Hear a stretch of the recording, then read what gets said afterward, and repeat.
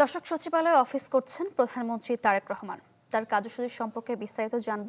সচিবালয় থেকে যুক্ত হচ্ছেন সহকর্মী নাফিউল ইসলাম লিঙ্কন। লিঙ্কন, প্রধানমন্ত্রীর কার্যসূচিতে আজ কি রয়েছে জানাবেন।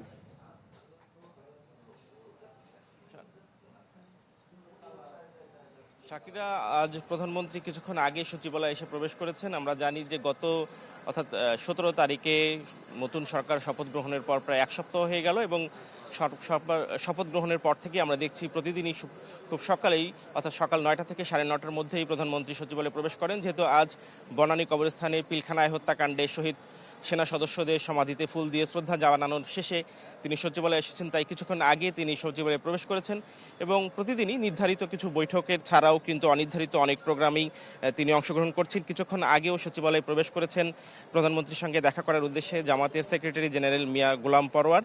একই সাথে মুক্তিযুদ্ধ বিষয়ক প্রতিমন্ত্রী ইশরাক হোসেনও এসেছেন। এই দুটি বৈঠকের পরে হয়তোবা সচিবালয়ে যদি নির্ধারিত কোনো বৈঠক থাকে সেই বিষয়ে আমরা জানাতে পারবো। তবে সকাল থেকে যে প্রোগ্রামগুলো রয়েছে প্রধানমন্ত্রীর,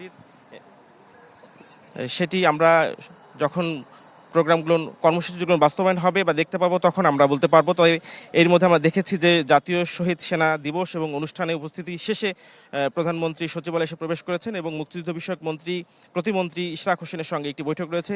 এরপর স্থানীয় সরকার, পল্লী উন্নয়ন ও সমবায় মন্ত্রণালয়ের মন্ত্রী এবং প্রতিমন্ত্রী আসবেন প্রধানমন্ত্রীর সঙ্গে দেখা করার উদ্দেশ্যে এবং তারপরে থাকবে তথ্য এবং সম্প্রচার মন্ত্রীর সঙ্গে বৈঠক এবং সবশেষে শহীদ পরিবারের সাথে আজ সন্ধ্যায় অর্থাৎ ইফতার অনুষ্ঠান রয়েছে প্রধানমন্ত্রীর।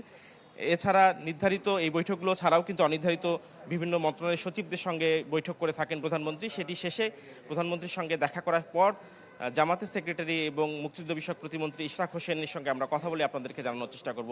এই ছিল প্রধানমন্ত্রীর আজ সচিবালয় কর্মসূচির সবশেষ খবর। লিঙ্কন, ধন্যবাদ আপনাকে।